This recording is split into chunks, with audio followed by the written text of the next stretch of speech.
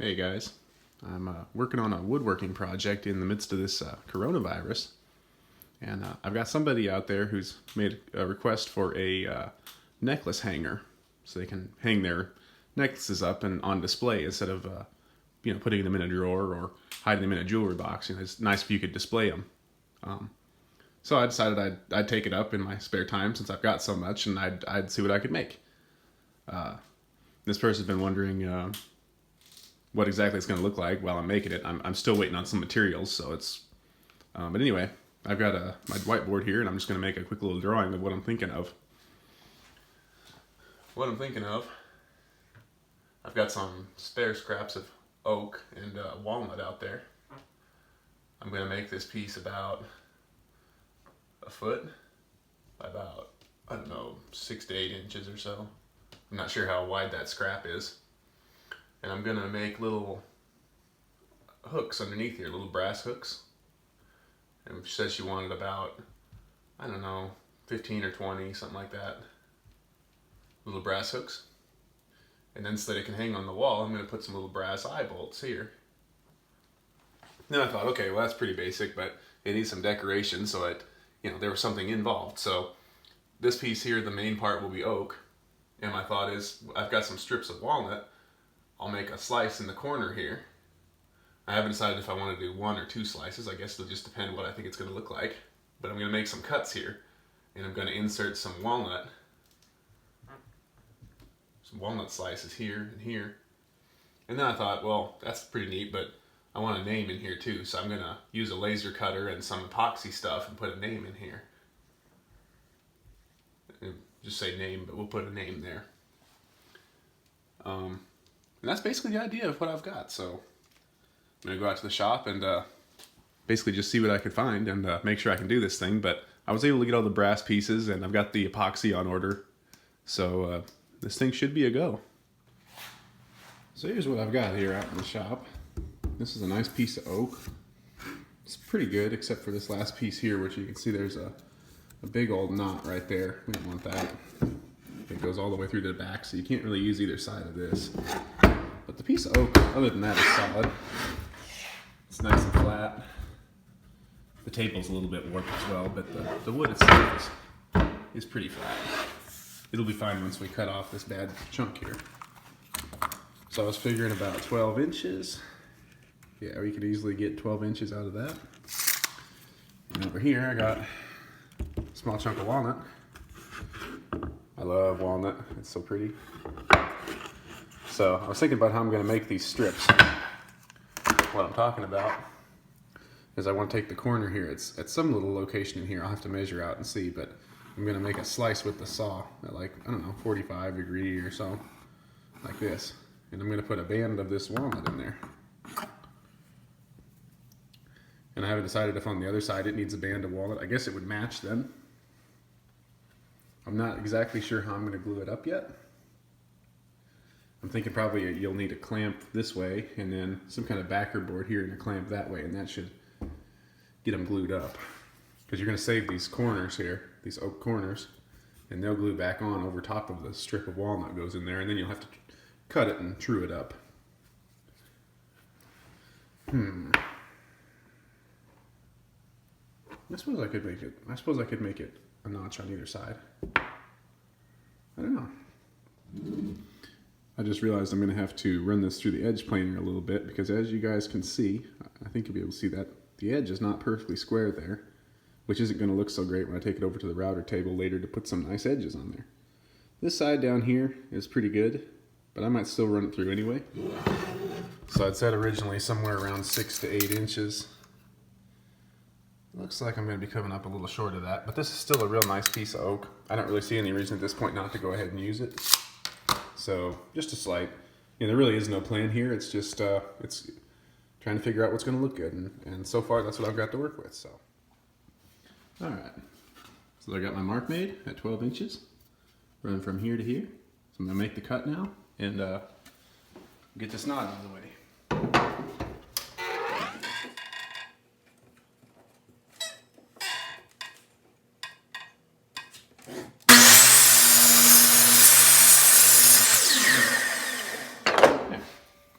Pretty decent cut there. Got a little bit of saw burn, but that's not such a big deal. Most importantly, we got that ugly knot out of there.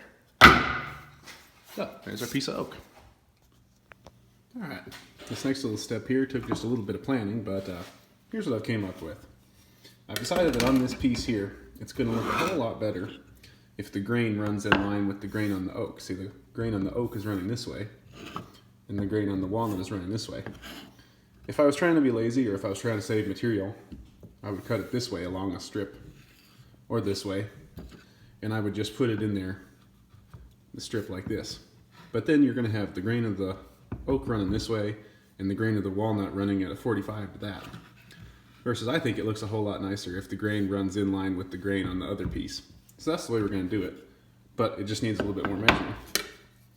I've got a little measuring tool here, whatever you want to call this thing. So I just kind of laid out what I can make out of this piece here without too much trouble. And what I'm seeing here is at a 45-degree angle, I can pretty easily cut at least a strip or two that are a nice 4-inch length. Running just like that along my thumb line there, that's 4 inches diagonally. And if I were to make that cut over here on this ear at 4 inches, that'll put the little diagonal piece right about in there. And I'm not talking much, just a little strip, just to give it something else. Something different than just a plain piece of oak, which I think would make it look a lot cooler. So that diagonal line's going to run along here, and the name is going to be in the middle here. Little brass hangers under here, and hangers on the top. That's what I think I'm going to end up doing. I think I'm going to just do one diagonal piece here, and we'll leave this one go. That way I've got something easy to glue up on this edge, instead of having to glue up a piece here, or a piece here, or glue it in segments. Let's just go ahead and get this thing glued up and taken care of. At a later date, when I've got access to more supplies, I can make anything I want to then. But right now, given the state of things, this is I think what I'm going to do is I'm just going to put a single strip of walnut along here just to give it something different. Alright, so I've got this laid out, basically what I want to do with it here. It's going to be a 4-inch pass here, 4-inch 45-degree cut. And I decided on the piece of oak, just to give myself a little bit of extra wiggle room, I'm going to cut this piece about 5 inches. That way I've got a little bit extra I can trim off. You know, I've got just a little bit more playroom. And you can see that as I make my second cut, that's going to be cut number 1. And I'm going to move this over just a little bit. Maybe 1/4 inch at the most, probably a little bit less than that. And I'm going to make a second cut, and it's going to leave me a nice little strip of walnut there that's going to fit in between where these two pieces are going to be pulled apart. And that's going to bring this edge out and this edge out, which I'll be able to true up later on the table saw or whatever. Assuming that this edge is nice and square and this edge is nice and square and so on. I can just trim that excess off and it'll be flush again, like that piece was meant to fit right in there. Alright, let's go ahead and get this piece of walnut cut. I'm going to go ahead and take the miter chop saw thing.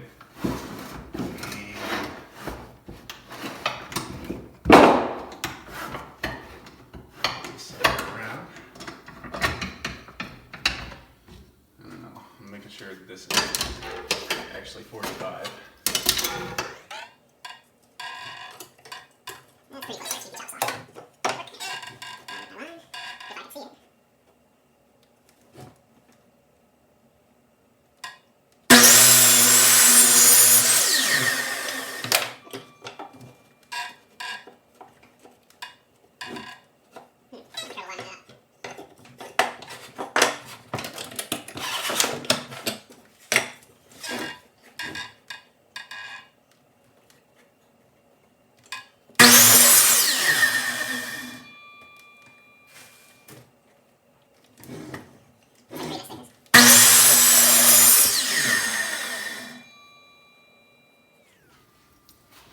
There.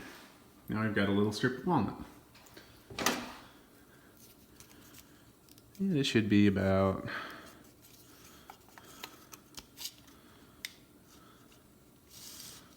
what is that, about 5 inches? 5.5? Yeah, we got plenty. There's a little bit of chip out along here from the saw, but it's not going to matter because we're going to plane it down afterwards anyway, just to clean everything up, and all you're going to see is the grain running parallel. So I've got my calibrated eyeballs on today, And I've got my calipers here, and I noticed something goofy as I cut this. This side's measuring about 1.90. This side here is about 1.64, so that's like a little less than 30 thousandths, 24 thousandths of an inch off. I'm not sure if that's really going to make any difference or not. I may take it over to the belt sander over here and see if I can get this side of it trued up a little better. I don't know if it matters, honestly. You might not even notice it. I could barely tell that this side is narrower than that side.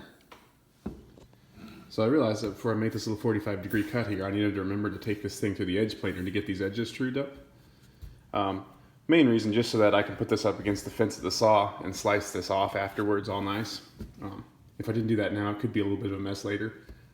I decided not to put that on camera because, excuse me, that machine out there that does the edge planing is kind of a disaster. I didn't want to post anything that didn't look like it would be the safest or the best idea, so I left that one out. But the main idea is that this is nice and flat now, and should be at a pretty nice 90-degree angle, which is what it looks like to me. So, all right, so we're gonna go ahead and line up and make this cut on the miter saw.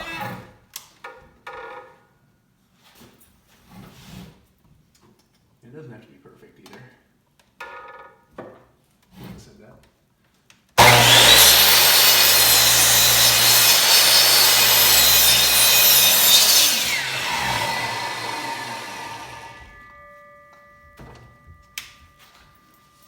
There we go. So this time the saw burn there isn't going to matter. It's going to be glued against it. You're never going to see it. And that little O piece is going to fit right in there. Actually, it might line right back up. There may not need to be any extra cutting. We'll see. Okay, so I've decided that I'm going to make a little jig for gluing this thing up. I think it's going to make my life a lot easier. I'm going to put a straight edge along the back here, so I've got something to clamp to this way, nice and big.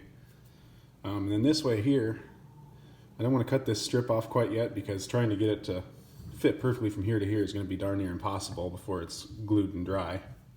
So I'm just going to cut this off here, this other piece of scrap, and I'm going to extend it just before, so it holds up to like in here or so, and I'm going to just tack nail it to here, and then I'll take my clamps and squash it down. So I went ahead and didn't film the glue up there. Honestly, guys, I really hate gluing stuff. I always feel like that's when something gnarly is going to happen. You're going to get something out of alignment. But something interesting I did notice is that the grain here has a couple different directions depending on how these little pieces are flipped.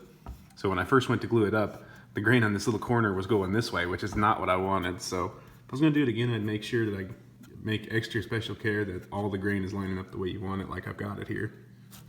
But other than that, it's in this little jig. It's sitting there and the glue's gonna dry. And so, I don't know, sometime tomorrow I'll come back out here, take it all out, cut it to size, and I'm hoping I can get away with not having to plane it. The planer, that thing there, likes to dish out the beginning and end of the pieces if you're not super, super careful. It's almost unavoidable. So I'm hoping I can get by just sanding that flush. We will see. It's gonna just depend on how it dries and assuming nothing moves or changes position on me. So anyway, that's about all for this part.